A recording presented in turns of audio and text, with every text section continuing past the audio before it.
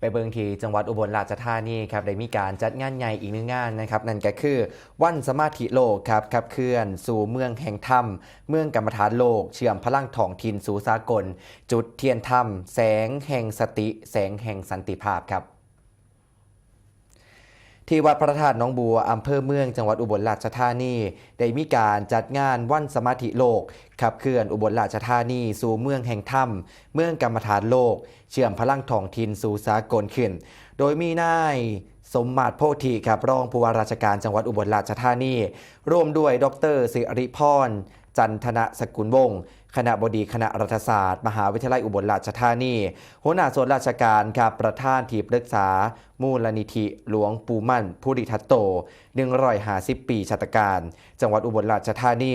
ประธานหอการค้าภาคตะวันออกเฉียงเหนือภาคีเครือข่ายประชาชนนักศึกษาและกับผู้ที่สนใจครับกว่า400 คนเข้าร่วมในกิจกรรม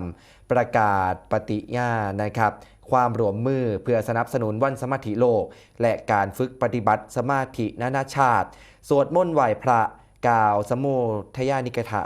นะครับรวมกันปฏิบัติสมาธิและการจุดเทียนธรรมแสงแห่งสติแสงแห่งสันติภาพซึ่งจังหวัดอุบลราชธานีครับเพื่อได้ร่วมกับมหาวิทยาลัยอุบลราชธานีสำนักงานวัฒนธรรมจังหวัดภาคีเครือข่ายทั้งในและก็ต่างประเทศจัดกิจกรรมดังกล่าวขึ้นเพื่อสนองเจตนารมณ์ขององค์การสหประชาชาติซึ่งก็ได้ประกาศให้วันที่21 ธันวาคมของทุกปี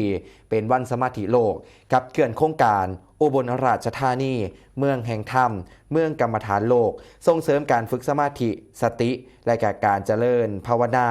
ในฐานะเครื่องมือสำคัญในการเสริมสร้างสันติภาพความเข้าใจอันดีและการยกระดับคุณภาพชีวิตของมนุษยชาติทั้งนี้ครับกิจกรรมในเทื่อนี้ยังเป็นการพัฒนาเมืองในมิติของจิตใจปัญหาและคุณค่าความเป็นมนุษย์พร้อมทางสะท้อนนะครับความมุ่งมั่นของจังหวัดในการสนับสนุนเจตนารมณ์ของสหประชาชาติผ่านการเชื่อมโยงพลังจาก